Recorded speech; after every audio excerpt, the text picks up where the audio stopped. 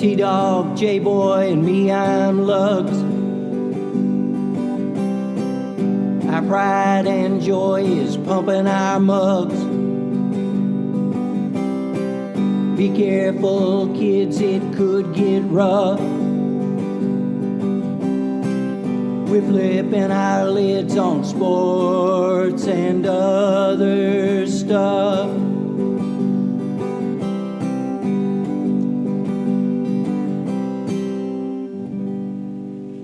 Welcome to Sport Weasel Central. I'm Lugs. I'm J-Boy.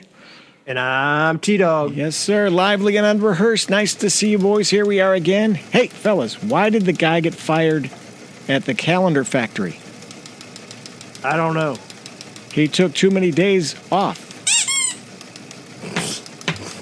Oh, lordy day. We don't have much time to take off because there's only days until this, guys. The baseball trading deadline, August 1st. We probably don't care too much about that. NFL preseason games, the Jets and Browns start already next week, August 3rd. So we're excited about this. And on this episode, we'll profile the NFC East. And what about that Women's World Cup? Maybe? We'll see. But first, will Lionel Messi, make a difference for the MLS, Major League Soccer, because he signed with Inter Miami? Lugs, what do you say about that? Come on. Yeah, I think you can already see they've gotten more viewers. I think I go way back, obviously.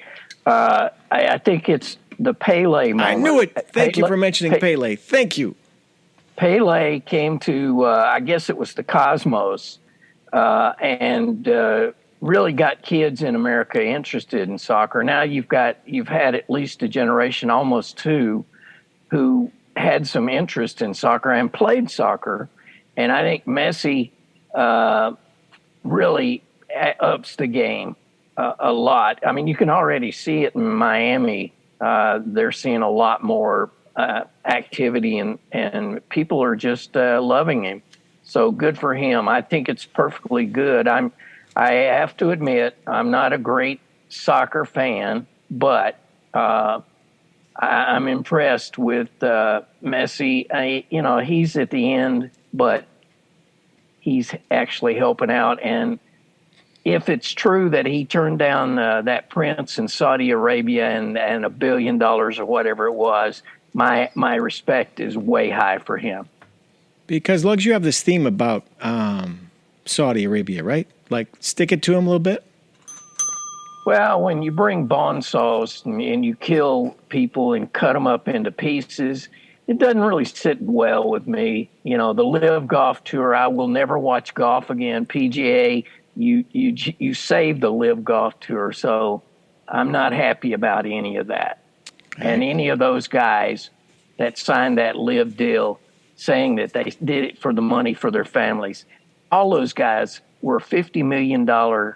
They were making $50 million a year to begin with. You know, the difference between $50 million and $200 million, what is it? You buy 10 more Mercedes, what? So anyway, I'll get off my soapbox with that. Sorry, I got sidetracked. Dog, what do you think about Messi? I first off, from a small level, I mean, what a way to kick off having him. He comes in the second half, and close to the end of the game. The game is tied 1-1. And they give up a free kick right outside the goal box, and he free kicks it, and it curves. It looks like it's gonna go over outside the upper V, and it curves right back in and gives him the goal. Just utterly dramatic. Like you couldn't write it up any better. And his debut was the highest ratings. It was on it wasn't on an English broadcast, but it was on Univision Spanish. It got a 1.75 million rating. That's the highest rating for a soccer game of that level for MLS since Freddie Adu in 2004's debut, which got 1.97 million, and that was on ABC broadcast. So it is a deal, and luckily for MLS, how much they're paying him, hopefully it is. I mean, he's being paid annually $50 to $60 million, he's going to get a revenue share of the MLS season pass on Apple TV. And I believe it kicks into effect when he does his career with Inter Miami ends, but he will get equity stake in the club. His deal's for 2.5 years, and he has an option for 2026, where he'll be around 40. I mean, hopefully it will work out. And early on, it looks like it is, and it just does put a focal point on their league at this point when, football hasn't really started up, NBA's dead. Major League hasn't really gotten into like real close to the end where it gets into the playoffs yet. So it is like a time to kind of strike. So, yeah, I think it's a good win. Short term, definitely for MLS. We'll see if it'll help them long term. But I'll just say it's a good step right now for them. I couldn't agree more. Here's the reason. It's Miami. It's Hispanic. It's huge. And then he scores the goal. And Lugs, you nailed it. It's like Pele. Just looked it up, our crack team, and they told me in 1975, Pele came to the New York Cosmos and played his last game there in 77. So end of his career as well. And previously, he had won 3 World Cups, scored goals galore, and became a global icon. I remember that as a kid, man, and I was just little. But that was a big deal. I think this is equally big a deal for many people around the world. I mean, this guy is the guy, and he had just won the World Cup with Argentina. And I don't think it could come better anytime, and I don't think it could come with a better dramatic, here's my entry into MLS soccer, take that. And he's at Inter Miami. Let's go. I say I'm all for it. And Lugs, I'm beginning to enjoy a little soccer. It's a guarantee. It's over 90 minutes. You kind of know what the rules are. Get the ball on the goal. It's not really that hard. And you can play it anywhere around the world. And we've got a professional team here in town. Yep. So let's go. All right, so that's that. Next, what other thoughts do you have on that, Lugs? Anything else about Messi, or are you good with him? I'm good with Messi. Good for him, making his money and changing the face of soccer again. Making bacon. All right, let's move on to the NFL. In just about a week, August 3rd, we'll have our first preseason game of 23-24 when the Jets and Browns play. Now, we may be suiting up for that game since not that many regular players will be playing this early in the routine, but it's still coming down the track pretty fast, boys, and here we go. So this week we wanted to comment and compete and talk about the NFC East, called sometimes the NFC Least in past years, but will it be a beast this year? Last year it stacked up like this. The Eagles were 14-3, and yes, they went to the Super Bowl and were the runner-up and had a chance to win nearly till the end. Cowboys were 12-5. Giants under Brian Daboll were 9-7. And the lowly Commanders, respectable, had a shot near the end of the season to make the playoffs perhaps, but they were 8-8. Lugs, how do you like this division, and who do you like in fourth place? Well, it's interesting. I mean, it's an interesting division. I think Philadelphia is obviously the class, and Dallas wants to be the class, but I don't know so much. Anyway, in fourth place, I'm doing the Commanders. I think the biggest thing he'll be able to celebrate this year is Daniel Snyder. You know, the screen door hit him on the backside going out the stadium, whatever. Screen door, yeah. The screen door, yeah. Smacked him. I think essentially offensively, it's iffy. Sam Howell is going to be the guy, we think. You got Eric Bieniemy, who came from Kansas City to be the OC, the offensive coordinator. But defensively, I think that's where they shine. They got Emmanuel Forbes and Chase Young. So I think they'll have their moments, but it's going to be tough. It's really going to be tough for those guys. Anyway, I don't have them doing as well this year as they did last year. I've got them at 6-11. Whoa, I thought you were going to bring him down to wear the collar and be an ofer, but no, 6-11. All right, T-Dog, I'm guessing you're in the same boat, but I'm just guessing on that one. What do you say? Well, you might have some level of ESP because, I got ESPN for sure, but not ESP. Yeah. The Commanders, and I guess kind of going back to Lugs brought it back in our 2022 East predictions. Their schedules last year, based on like the other divisions they were playing, it helped puff up some of the records. Because what the worst record, like you said, J-Boy, was 8-1 in this division last year. The Commanders, right? Wasn't that the worst? Yep. I don't see that happening this year. I think it's definitely not the least. There's some very strong contenders actually to get to the Super Bowl in this division. This probably has the most actual contenders. There's maybe only one other division in the NFC that has two legitimate contenders for the title. But the two teams at the bottom, starting with Commanders, I'll try to be nice off the top. Their defensive line, 3 of the 4 of their starters they're all first rounders, all 4 of them, and they all have shown to be game wreckers. Just 4 of them have been constant, or 3 of them have been constant game wreckers. Jonathan Allen is just a consistent pass rusher, and he's definitely the leader of the unit. Deron Payne, he's been good up till last year, but he really emerged last year, and that's why he got paid this offseason. And Montez Sweat, he's the guy that really gives them pressure off the edge. And the part that's probably frustrating with him, they didn't pick up his 5th-year option this offseason. Chase Young really displayed that he can be the top talent that he was drafted to be in his rookie year, but just the last 2 years have been marred by injury. If he's able to get healthy and get going, the starting unit of this defensive line, I think, could be the most devastating in the league. But on the other side of the ball, their weakness is quarterback. Sam Howell is slated to be the starter, and he played well for North Carolina, and he has 3 years starting, so I think that is actually a good quality for him. And he was a solid athlete. I believe his last year at North Carolina, he ran for over 800 yards, so it's not like he doesn't have some mobility. The main problem is their line is so bad in a division where there's just so many top-tier pass rushers that I just think there's going to be a lot of rough moments. And I know this other guy, his ceiling is maybe just a solid hand, but I just think with that defensive line, with how this team really wants to run the ball, I just think they should probably go with Jacoby Brissett. I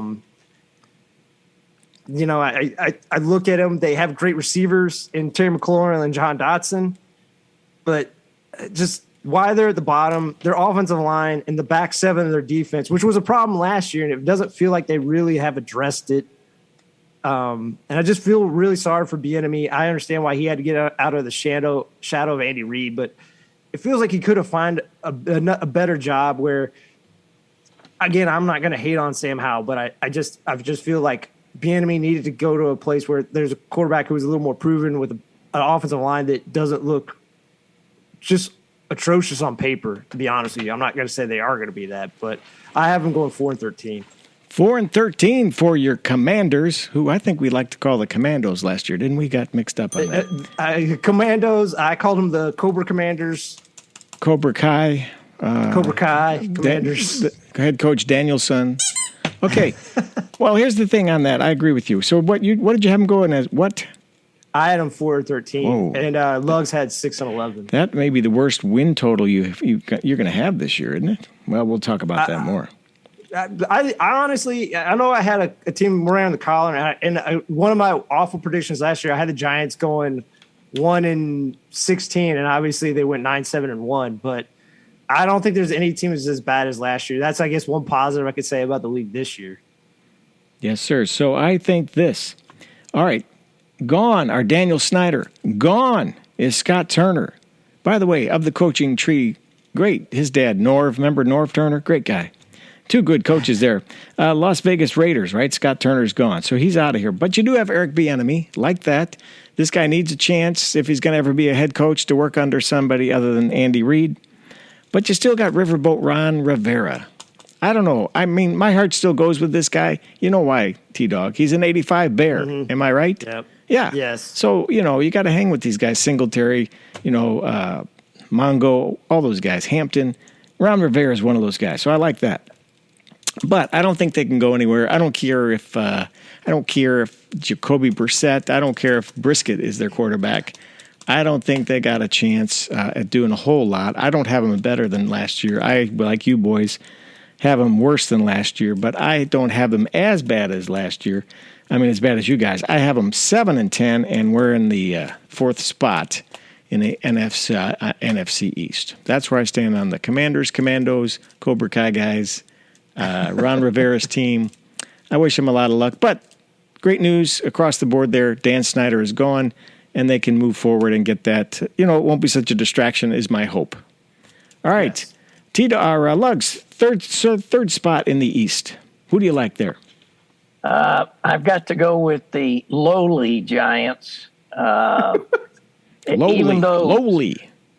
Even though Saquon, Rasul, Cuevas, Barkley did end up signing that one-year deal, Daniel Jones has to be thanking all of his he's lighting $5 candles, I'm thinking. $5. To just say thank you, Jesus. But again, offensively, it's tough. I mean, Saquon's there, and he's the safety blanket for Daniel Jones. I do not think that Daniel Jones will have a year this year that he had last year.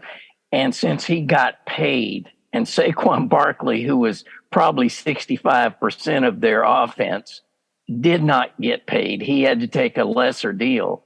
I got to say, that's going to be a little tense in the old locker room there.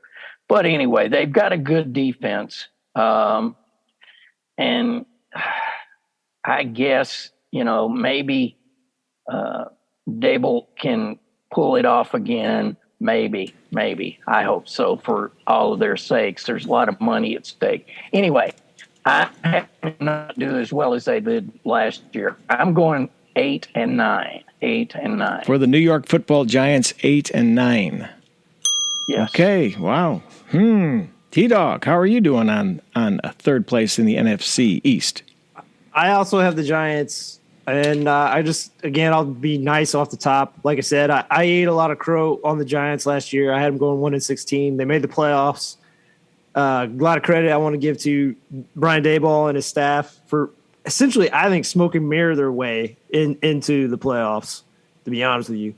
Daniel Jones looked like a legitimate starting quarterback in the NFL, but then he got paid, and me trying to be nice to him gets dashed away again. It's like, all right, they paid way too much money to this guy. I don't know if they can get out of it after 2 years, but still, I don't want to really get into it. And I know Barkley signed a deal, but it feels weird that the guy that really helped get them into the playoffs, Barkley, with over 1,600 yards from the line of scrimmage, 10 touchdowns, they didn't want to pay him. And I know we already talked about it a few times. I'm not going to talk about it too much about running backs and stuff, but he's not going to be happy. So you worry about that affecting the team chemistry. And I know he's a stand-up guy, so he'll keep it as pocketed as much as he can, compressed, or however you want to put it. But I still think it might kind of wear on people, and just other guys might feel that. Like, this guy did everything you wanted, and you're not repaying him. Like, you worry about that disrupting team chemistry. I did like the acquiring of Darren Waller. That does give them another legitimate playmaker outside of Barkley, because I'll be honest with you, anyone outside of Barkley, it's they're wide receivers, which I'll get to. There's not a guy you can latch onto. But the problem is Waller hasn't been healthy these last few years. Even though I still wonder why the Raiders got rid of him, I understand to some degree because of his durability issues. The defensive line is the main strength of this team. Dexter Lawrence, under Wink Martindale's system, he had been good before last year, but Wink Martindale made him a star. He led the team in sacks. It was 7.5. He had 28 QB hits. It was third on the team in tackles with 68, which sounds, good. But the main thing you all have to realize, this man is 340 pounds. Wow. So, this is a big guy who's getting 68 tackles. That just tells you the tenacity this man has. he's lined up with Leonard Williams, who wasn't 100% last year, but if you look at years past, particularly with the Giants, he can be a force when he's right. And they signed Alshon Robinson, Alabama player, but a longtime Ram.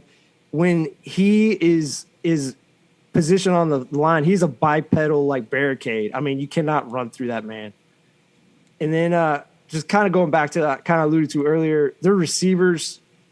Darius Slayton has been solid for his career, so I'm not going to crap on him. I'm just going to say it just feels like his ceiling is like he's a solid number 2, maybe like high-end number 3 wide receiver. I mean, he still can break out and maybe become more than that, but it feels like that's his ceiling. Free agent Paris Campbell came over from the Colts. He had his best season last year. And, again, if you look at that, he's at best an adequate number 2 receiver. And Jalen Hyatt, the rookie out of Tennessee, he's got speed for days, but he's going to be green. And I'm not going to say that no one can break out of this stigma, but the offense that he came out of, that Baylor style of offense that Tennessee runs, the history has not been kind to any of those guys translating to the NFL over the last 10 years. I'm not saying he fits that pattern, but I'm just saying the pattern shows that. I have him going 6-11. 6-11 for the New York Football Giants. Wow. Kind of brutal, I think, on that one, you guys, man, compared to last year. All right, well, I'm going to shock the world here. It's all about management, coaching, and the lack thereof, and their over-under is 9.5. Yes, I'm talking about formerly known as America's team, the Dallas Cowboys. I don't like Jerry Jones. I think he's been making mistakes for years. Dak Prescott's going to have a down year in my book. We've had this love-hate relationship with Dak, and we're not sure where he's going to wind up or if he's going to get injured again. And I'm saying this is an off year, so I'm checking him off the list. Mike McCarthy. Lugs, you got a minute? I know how much you like this. I know how much you like the sandwich man. You say he's always like, 2 eggs short of a dozen or, something, a toy short of a Happy Meal or whatever. He's not missing many biscuits and gravy at the training facility, I'll say that. And then on top of that, they lost Kellen Moore. Where'd he go, T-Dog? He went to the Chargers. Yeah, Chargers, right.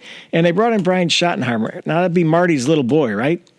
Yeah, but it's mainly going to be our boy Mike McCarthy. Right, so it keeps getting worse. So I don't like them at all, and I've got them in third place and think they're going to continue to spiral in this mediocre world, but get worse. And Jerry will have he may have a coronary lugs, and just might be finally time to bury him at the 50-yard line. I don't know. I got them going though 9-8, and in third place in your NFC East.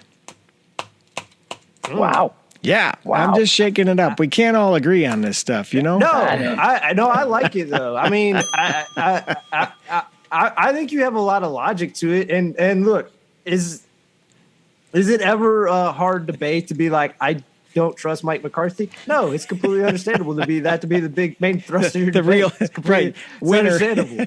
Point to you, right? I wonder, did they send him to Timex timing school in the off season? I mean, seriously. John Cameron Swayze for Timex. It takes a licking, but keeps on ticking. Okay, let's go to the second slot. That would be known as gold, silver, second place, Lugs in the NFC East. What do you like there? I do have the Cowboys, right. grudgingly, and for the reasons you were talking about. McCarthy running the offense, I just don't know what they're doing. But they did get Brandon Cooks. He's a good receiver. And obviously their defense is just tough. I mean, you got Micah Parsons. You got this kid, Maisie Smith, coming in. So they're going to be a top 10 defense, I would say. The real story is going to be what kind of year Dak Prescott has. I mean, they let Ezekiel Elliott, he's gone. Mm-hmm. Tony Pollard, I don't know how happy he's going to be. Plus, one of their guards, I've forgotten his name, didn't show up for training camp, so he's not in training camp. He's Zach holding. Martin. Yeah, he's holding out. And he's like, what, a Like multi-time Pro Bowler. 6-time All-Pro. Yeah. So I they'll do a little better than what I think J-Boy was talking, but I've only got them at 10-7. 10-7. 10-7 for the boys in second place. T-Dog, second place. I also like Lugs. I don't know, maybe to be fair to J Boys, we should shake it up more because it doesn't always work out this way. But mainly, sometimes I just look at it from rosters, and I know injuries happen and that can completely do. But like I'm just looking at it from these teams being healthy, and I agree with you, McCarthy. Daboll is a much better coach than McCarthy. I just think some of the overwhelming talent on Dallas is still much more than that of the Giants. And maybe that's an error on my side. But I will say, speaking of like talent, Micah Parsons, I mean, he entered the league as just an instant game wrecker. And, you know, he is essentially, besides Zach Martin, which is crazy to say that about a guard, but still, Zach Martin and Micah Parsons are two of the main reasons they are a top 3 team in the NFC. Those two players are big contributors to that. I think Dak will bounce back from his mediocre year. I don't know if he'll ever be viewed like he was for I think a very small window where he was considered maybe he was going to enter that top 5. I don't think it's ever going to happen. I think he's a guy who can live in the top 10 and maybe slightly outside the top 10 for a few more years in his career. But still, I think he can be a good starting quarterback at a fairly high level. And I think that's why I have them above a guy like David Jones. And I think Lugs kind of hit on it. I think the addition of Brandon Cooks is big because outside of Tony Pollard, once Tony Pollard got into that 49ers game, again, this is not a diss on CeeDee Lamb. He's a very good player, but he's not explosive. They need another guy who could really give them some explosives on the field. That's what Cooks can still provide, even though I know he's close to 30. And then I think Gallup will be close to 100%. I know he was still coming back from the injury last year, so that'll give them 3 guys. But kind of like we've all talked about, it comes down to Mike McCarthy, and I think the reason he jets in Kellen Moore is Jerry Jones is getting tired of these early outs, which is understandable. I know we're hard on Jerry Jones, but it's understandable with as talented as his team is in some areas that they haven't executed in the play. So Mike McCarthy was probably put in a position he needed to put his head on the guillotine. And unfortunately, I think it does get chopped off at the end of this year for him. They have some strengths. Again, besides Micah Parsons, that secondary, they added free agent Stephon Gilmore, which just strengthens up like one of the top defensive back ends in all of football. I mean, I know he's older, but the Cowboys pass rusher is so immense that he should be able to use his smarts and skills to still succeed. Trayvon Diggs, he just signed a large contract with the Cowboys, and he's one of the top pickpockets in his first 3 years. Deron Bland, he led the team in 5 picks as a rookie. And Malik Hooker has become a leader in the back end of it. And then their other safety, Donovan Wilson, is just become a force as a pass rusher and against the run. I know he was Lugs actually predicted this last year. It was one of our predictions we got right. Lugs predicted that Tony Pollard would emerge as a star out of the backfield over Ezekiel Elliott. You go, Lugs. You go with that, man. But the injury, he's still kind of nursing back from that ankle injury. But I wonder if he's built to be that lead back for the season. And Mike McCarthy talked about wanting to run the ball, which is fine. And I understand moving on from Elliott because I think he doesn't have a lot left in the gas. I'm not saying he can't play anywhere, but you look at their backfield of all the guys they have on the roster, they don't have like a bigger back. And I'm not saying that guy needs to be a starter, but it feels like for a team that says they want to run the ball, they'd have one guy with some weight on him. They added Ronald Jones, free agent, who has shown that he can be a good runner, but he's a 0 and receive. So like it doesn't help them against certain teams because that tells them either they're going to run the ball or he's not going to go on a pass route. So he's kind of is a tell against defenses. And the rookie Deuce Vaughn, he was a star at K-State, but he'll probably be used as a scat back early on in his career. Like I said, I wish they just had one bigger guy in the backfield to make me feel more comfortable. about that being leaned on, like the head coach has talked about. I have them going 11-6.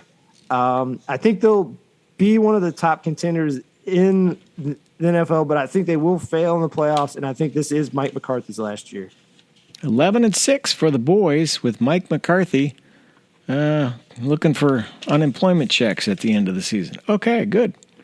Well, I think this division's a squeaker. It's an up and down. I think any one of these three teams, save the Commanders, could win this thing. And I think the way I have it lined up, everybody's like one win within each other or apart from each other. So with that in mind, I flipped a coin. And I went with the Eagles in second place.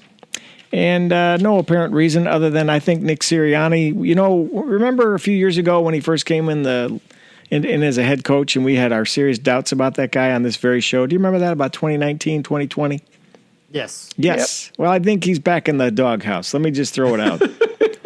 And we love Jalen Hurts. We've all seen the, video of him, squat thrusting or power thrusting 685 cars or 3 small Fiats. I don't know what it was, but it was good stuff. We love that guy, but I don't know if they can duplicate what they did last year, so I'm just going to give a little flip of the coin. They're going to win a lot of games, but I got them finishing second at 11-6 in this division that will be kind of neck and neck. And worth noting, fellas, and will come more into play with what I talk about next, this division plays the AFC South and the NFC North. That's a pretty good winning opportunity. So I think there's going to be a lot of wins in this division by these three different teams. Yeah, I mean, maybe. You might be right. No, you might. Yeah, actually, you're probably right. Look, to be fair to your point, if you look at like what you're saying, J-Boy, if you look at Vegas, I think they would definitely agree with you. And look, they know more than me. I think you'd agree that NFC North is a mystery. I don't think any of those teams would be good, but I think some of them will surprise you. And somebody's got to win it, right? Yeah, and I think, like I said, with the adding of DeAndre Hopkins, maybe I'm making too much about it. I think two of those teams in the AFC South, at least this year, could be solid in the Titans and the Jaguars. I'm not saying they're great, and obviously, like you said, like the rosters of the East probably should beat them, but I'll let it go after that. But yeah, no, I understand what you're saying. Yeah, and I like that you're going. I like that you're zigging. Like I mean, again, maybe Lugs and I are playing it too safe, but I like that you're zagging because that's actually what happens in football. Well, Lugs always told me you got to run in a zigzag pattern. Didn't you, Lugs, tell me that one time? Yep. Small of the back. Always keep the small of the back to your enemy. And T-Dog, that's a story we'll share on another podcast, not this one. All right, Lugs, tell me about your winning your gold medal position, numero uno, for the NFC East this year. No surprise, really. It's the Eagles. I mean, they just done a real good job of draft. They traded for DeAndre Swift. They got Jalen Carter as well as Nolan Smith from Georgia for the defensive side of the ball. I don't see Jalen Hurts regressing any at all. I think these guys still, with San Francisco, are the cream of the crop in the NFC, period. But I don't think they'll dominate like they did last year. I've got them going 12-5. 12-5 for the Philadelphia Eagles. T-Dog, you got to be obviously picking the Eagles. What do you like here? What I like about them is, I guess, like my main thing is just on paper. Again, on paper, it doesn't always work out this way. And I think I said this about them last year, and I think it's the same this year. They're the most loaded team in terms of depth and talent, I think, in the league. Now, obviously, we saw last year that doesn't equal a Super Bowl. They came close. I think the big reason they win and they are so great is they win in the trenches because both their lines are so dominant. But there are a few factors why I agree with both of you that I think they might dip a little bit this year. They're replacing both their offensive coordinator because Steichen went to be the head coach for the Colts, and their defense coordinator, Gannon, went to be the head coach for the Arizona Cardinals. So that is pretty big. He has experience as an offensive coordinator in college, but this is the Brian Johnson, who was a quarterbacks coach last year. This is his first time being a coordinator of the pros. So that'll be a first step. And I'm pretty sure that Sirianni has said, just like last year, he will not be calling plays. So it will be Brian Johnson calling plays. And Sean Desai, who was a coordinator, was a many-year coach, mainly DBs for the Chicago Bears, and a few years under Vic Fangio. And then there was a year where he was the defensive coordinator for Bears. I actually, honestly, I'll be honest, I think he's a step up from Gannon. So that part, I actually think they've gotten better in. But I think the way his philosophy on defense is different than Gannon's. I don't know how much they'll change schematically, but I think the tendencies will be different. So I just think it'll take a while for the personnel to get used to that transition. And I want to give a lot of credit to Jalen Hurts, because I think we do this almost every time we talk about Jalen Hurts, but it just needs to be said. Like, he's taken a step, not just an incremental positive movement. He's taken a big step every year, and this goes back to college, that he's been a quarterback, and that just is a credit to his work ethic. But to again kind of tie back to J-Boy, you look at how many rushes he's had the last 2 years. I think when you add them up, they come close to – they're a little under 300 rushes the last 2 years. You have to worry, because that's why he had the bum shoulder, and he had to miss a few games at the end of the season. You just have to worry about, like, the toll those runs will take on him. So I think they will have to change up how they go about their offense. The strength of this team is their defensive line. They led the team in sacks last year, and 89% of that came from the D-line. They have experience in Fletcher Cox and Brandon Graham. They have young athletic talents like Jalen Carter and Jordan Davis. And then Hassan Reddick, who they signed last year as a free agent, he has had double-digit sacks for 3 teams in 3 different years, consecutive years of his career. Josh Sweat has really developed into a good all-around edge. And then Derek Barnett is an overqualified 7th guy. I mean, he's the 7th guy in terms of the rotation. So, and the only weakness I would kind of quasi say on their team is Nakobe Dean and linebacker. I mean, he was drafted third round last year, and he couldn't break into the starting lineup. And I'm not saying that's overwhelmingly pressing, but like, I don't think it's a good sign. I'm not saying it's a bad sign, but for where they drafted him, it feels like he would have gotten some starting reps at some point. But anyway, and Nicholas Morrow, who played well for the Bears last year, but this is the third team he's signed with in the last 3 years. So it kind of shows you that he's a solid hand, but clearly 2 teams in a row have thought he's not a difference maker. I also, like Lugs, have them going 12-5. 12-5 for your Eagles with a little Philly cheesesteak on the side. Okay, good. Well, I've got one team left, and they're the New York Football Giants, and here's why. Brian Daboll might be the best coach in the division, coming into his own. And here's a thought. I didn't write this, but somebody else did. I read earlier today. Daniel Jones might be with question marks to many people, but what if 2022 is his baseline and he only gets better with his head coach Daboll in his second year? I don't know. Plus Saquon, we know he's wearing the franchise collar. We got that. But what if he settles in, says, let's win some football games? What if it's a magical year? They overachieve right now. The wise guys have them as an over-under of 8.5, so I'm taking them way over that. I got them going 12-5, winning the East, and like I said, though, a game ahead of the Eagles and 2 games ahead of the Cowboys. And anybody could win it, but I'm just saying, let's see what happens. And then, could it be we have a New York Super Bowl? Okay, let's not go that far. None of us want that. But let's think about that. I think the Giants have a shot to just kind of say, nobody's expecting much more than what we did last year. Why don't we surprise them? Let's go for it. Let's put all those pieces together. And I think, T-Dog, you even said Daboll is a much better coach than McCarthy. And so that is all I needed to hear. Let's go Eagles. Let's go Giants, but Giants win out. That's it, 12-5. That's what I got.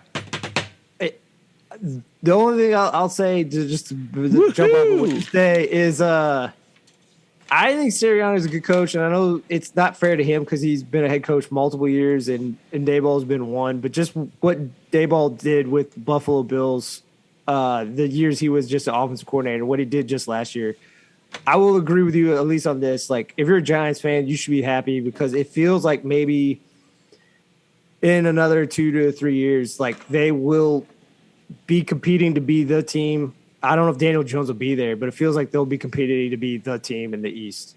Well, it sounds like they found their coach. I mean, yes, after years of Pat Shurmur and all kinds of crazy stuff. And wasn't Norv Turner in there at some point too? I believe he was.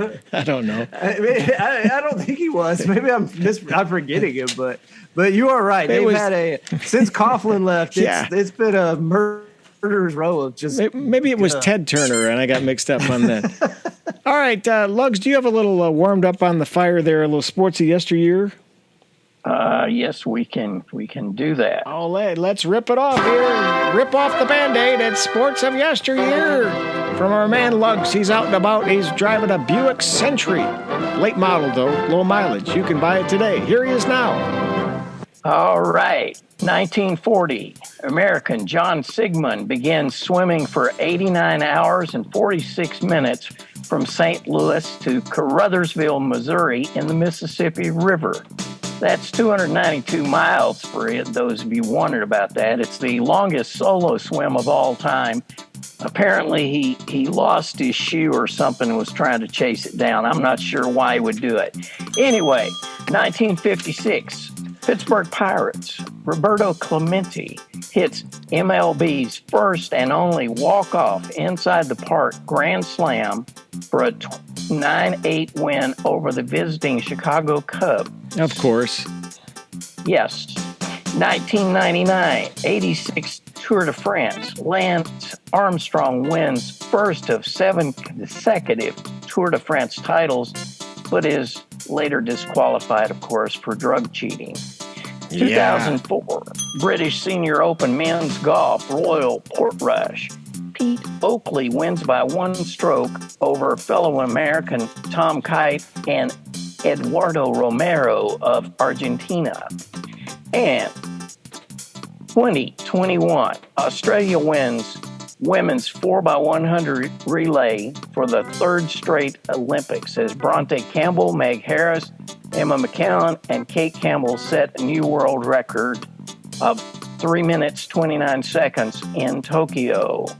That's it for this edition of Sports of Yesteryear. I thank you, Lugs, for that little bit of news. Okay, 2 things on that, man.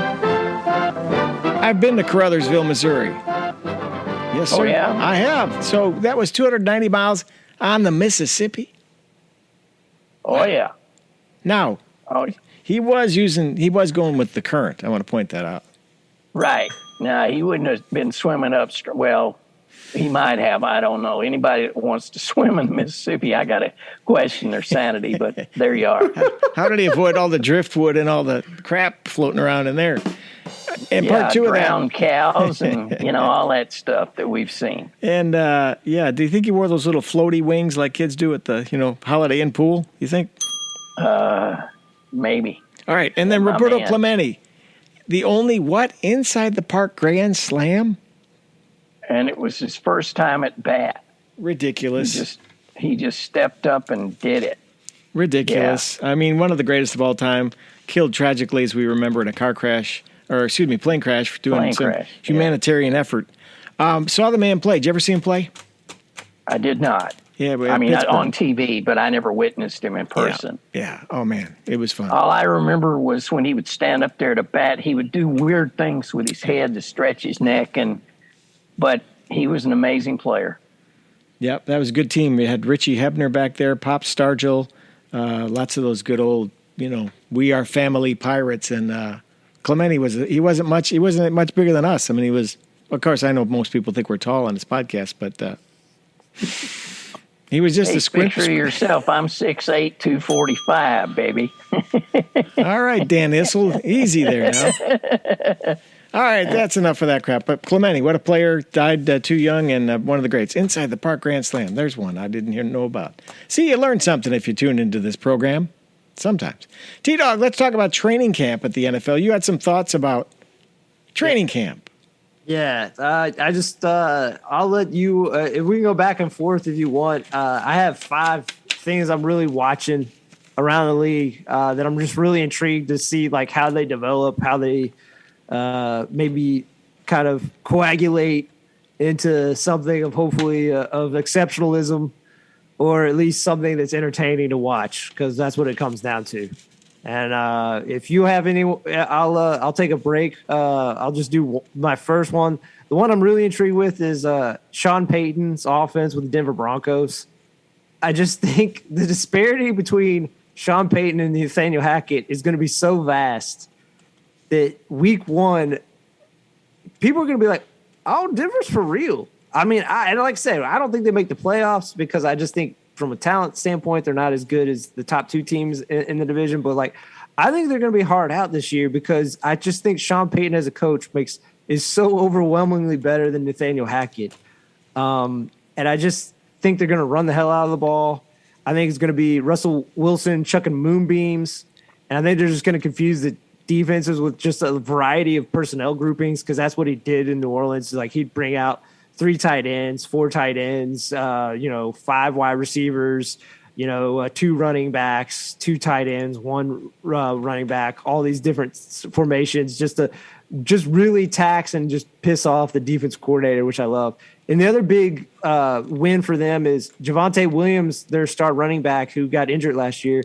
He's not starting the camp on the PUP, so that's a huge win for them. So I'm just, like I said, I'm really excited to see what they kind of become early on in training camp and maybe into the season. Lugs, what do you got, man? Well, I mean, you got a lot of great storylines all over the field here for this. What I'm watching for, I just want to see this implosion at Arizona, at the Cardinals. I mean, you've got coaches who've never done anything more than drive a taxi that are assisting here. You've got a quarterback who got paid, does not want to get hit. I mean, it's crazy. I think they could not win a game all year. I think they're just bad. I mean, really bad. Yes. I'm going to back up on that one, too. I'm going to say something about the Arizona Cardinals. I want to go to the stadium and see all those coaches arrive at the stadium in their taxis. All right, no, here's what I really do like. I do like some of the creativity in the videos that they show on social media for some of the teams.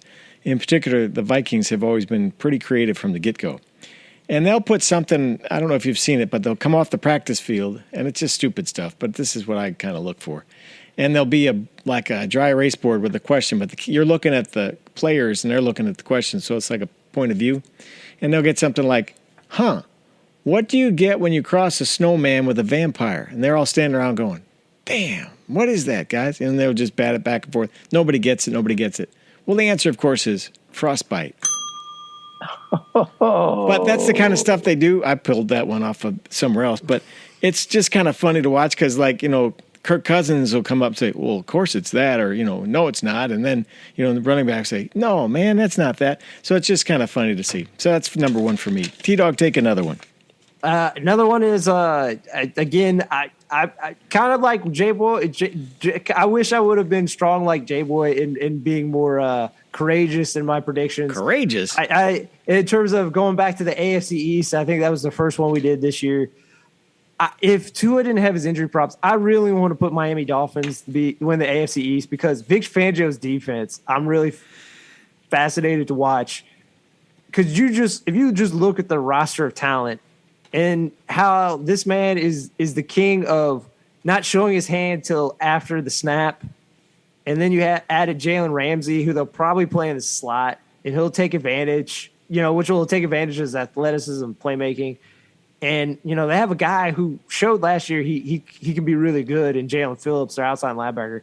I think under this Fangio defense, he could lead the league in sacks. So, like I said, I wish I had the chutzpah of J-Boy. Chutzpah. And I would have put the Miami because I feel they could be like a true dark horse contender for the Super Bowl if Tua stays, which is a big if. It's a huge, huge if. But like, I just think this defense is going to be lights out, top 5, just right away. So that's why I'm intrigued to watch anything I can on them.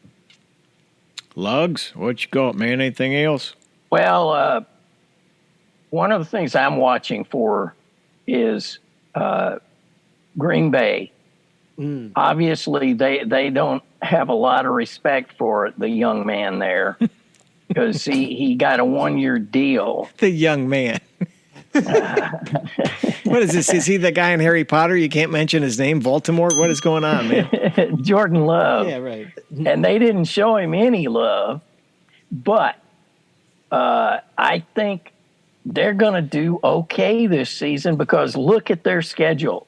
They play one playoff team. I think they play Kansas City, and the rest of them, they can win. All he has to do is just not screw up because they've got tremendous running with those guys. So that's what I'll be watching for. I think that Green Bay is going to do much better than most people think. I do. Interesting. Okay, here's what I like watching right now. I like watching Aaron Rodgers wear number 8. Not number 12 anymore. Because he can't wear Joe Namath's number. Joe did give him permission, by the way, to wear the 12, but Aaron at least was class enough to say, no, I'll wear my old college number 8. So I think the New York media is going to shred him alive. I think he'll, be drinking more of that psychedelic tea. And I think it's going to be a rough year for the New York football Jets. But, I don't know. I'm just waiting to see how that all unfolds, as they just get into their first preseason games, and he'll be out on the sidelines, and they'll be at MetLife Stadium, and, then they go, I don't know. This could be very interesting, I think. And back to your comment about Green Bay. They do have the AFC West. You're right. And I think that's a tougher division than you're giving it credit. The Chargers won't be an easy W. And certainly the Chiefs won't. So, and the Raiders, I don't know if they will either. And the Broncos, I don't know if they will be either. So, something to think about. T-Dog. I think with a lot, almost all the NFC North teams, I just don't know what they are. Yeah, true. I think all of them are really intriguing. Like I will give this to Lugs. I'm not saying the Green Bay won't be bad, but one of the teams have to be 4th place. I know the Bears are probably the popular opinion, and I understand why. But like, if Fields is the talent that some people feel he is, if he takes a step, he should jump over maybe possibly a few teams, But anyways, I don't want to. We got them in a few weeks, so I don't want to eat into that too much. I say the next thing I'm really looking forward to is all these rookie quarterbacks. Bryce Young. I think he's talented enough. As long as he can stay healthy, I think he can make the Panthers a contender in the South. I want to see if Stroud can make the Texans look competent. I think they had a lot of key components last year, and I'm not saying that Davis Mills played awful, but I just think obviously C.J. Stroud will be a fairly large step up, even with not having any playing time. I just think Richardson, it'll be just fascinating to see like all the highlights that I think he'll put out there early on. Agree. And just when Levis will get in the driver's seat. I mean, Tannehill, I think, is still talented enough that maybe he doesn't give up the starting position this year. But I think he went to the good spot in Levis where maybe he gets a steady year and just, learn the offense and just develop. So I'm just really excited to see these quarterbacks in their situations. Yeah, I got one more I'm just going to hit on. It's kind of what you just said. I think Justin Fields is under the radar. I think the kid keeps to himself. You don't read anything about him. You don't hear anything about him. So I like what I see. They've had some, again, I kind of look at I'm a visual learner. I kind of look at their social media videos, and he's, they're having photo days with kids, and he's picking kids up off the turf and putting them on his shoulders. And it just seems like he's there for everybody. But saying all that, I don't think he's getting a lot of love for any kind of postseason honors. So I'm excited about whatever comes of that, and I hope he is able to make the best of it with this new team. And number 2 is what you just said, Anthony Richardson and Will Levis. I just want to see some guys successfully have a good rookie year. I think just being right up the road with the Colts and just down the road with the Titans, it's kind of a regional interest for us, and I think we'll be able to tune in on it a little better and be in tune with it. But Richardson could be a breakout star. And, man, wouldn't that be cool ever since Andrew Luck, one day said I'm quitting and left them hanging, and they thought they were set for a decade. And well, we know what happened since then, and they had a team behind them too. So I think it could be exciting for the Colts, and wouldn't that be great? That's what I say. Yeah, definitely. Like, I would love for them to finally get off of the Ferris wheel of mediocrity after, Andrew Luck, actually it was around this time. It was during the preseason game. He told him, like, yeah, I'm done. I'm going to read library books to the kids. I'll see you. Lugs, do you have another one?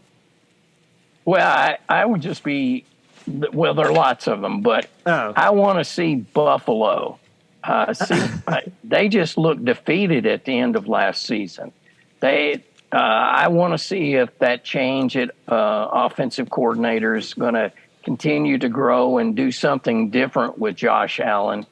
I mean, I just saw those guys sort of deflate. It was interesting to me. Maybe they'll come back. I mean, they've certainly got talent. That's true. But, man, they just sort of deflated at the end of the season. Yeah, and also just the Diggs thing is just really weird. How he got paid, and some people said it's about money. I don't know if it is, because I want to say he got paid like a year ago. So I don't know if it's how the offense is coached, because I think he's okay with Josh Allen. So I don't think it's him with teammates. I think it's more maybe with coaching and front office. But it does worry you, because outside of Josh Allen, they don't have a stud player on that offense, really. Well, and also I wonder how much DeMar Hamlin took out of him last year, and now that he's back and healthy, and but it was questionable, if you remember, for a number of weeks. So I think that's very positive, and that probably weighed on him a lot last year. So let's hope that's gone. I'll try to 2-minute drill these last two real quick for me, and then if you have any other ones. Nope. Arthur Smith with Atlanta Falcons, year 3 of this offense. I just love how, like, a lot of the pieces around this offense it's kind of like quasi-positionless offense, because Pitts is a tight end who can play wide receiver. Drake London is a receiver who's big enough to play tight end. Bijan Robinson is a really gifted receiver who can play out of the slot, but is obviously good out of the backfield. Jonnu Smith is a tight end who played fullback when he was with Tennessee under Arthur Smith. And Cordell Patterson, one of the greatest kick returners of all time, also played wide receiver, also plays running back, and I want to see – I know I doubt him, but obviously guys who know more about football really believe in Ritter. I want to see what they see in Ritter. That's why I want to kind of really watch them. And I just want to see I understand they removed a lot of their players through trades, and some of their players got injured on defense. I just want to focus on the Bears' defense in terms of, like, Eberflus was brought in to develop, this defense. And like I said, I'm giving them a pass to some degree last year because of all those trades and injuries.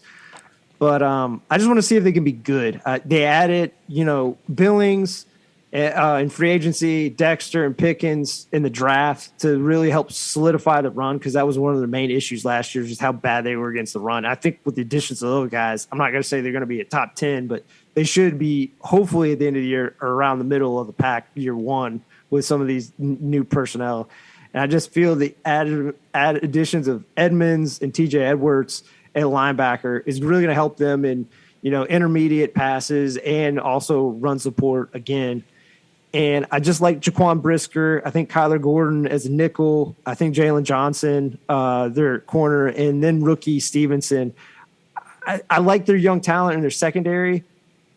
it feels like they have to add a rusher, but I just hopefully at the end of the year, again, I don't know if they're going to really be in contention for the division. I'll say early on right now, I haven't really looked into it. I don't think they will, but like, I just want to see them develop into being at least a solid to good unit this year to make me feel more confident in Eberflus. I really believe in Poles, but I just want to believe more in Eberflus. Plus, he's got a cool name. He does. All right, that's it for today, right? Yes. Yeah. All right, this has been Sports and Other Stuff, brought to you in part by Big Top TV, the big screen store. They give us these 90-inch flat screens on our set. Shield your eyes, look out, but there's a guy there we know. He's there tonight. My man Fish. Yeah! And as a diehard Chicago Bears fan, this week the Fishman celebrates the life of sweetness. That's the nickname of Walter Payton, born this week in 1954. This Saturday at 1 p.m., Fish will host all things sweetness. For instance, did you know that Payton was named to the NFL Pro Bowl a total of 9 times? I didn't. Admission is $10. Food and soft drinks will be provided, topped off by a special screening of Brian's Song, a tribute to Brian Piccolo, a Bears fullback, in the same backfield with Gale Sayers. That's this Saturday at 1 p.m. Come on down. Yes, sir. Sweetness, rest in peace. Wow, he was born in 54. That's a long time ago. He'll be 70 next year. Had he been alive. Well, this has been Sports and Other Stuff. Wishing you good hunting, some sweetness, camping, and fishing. So long till next time. Bye-bye.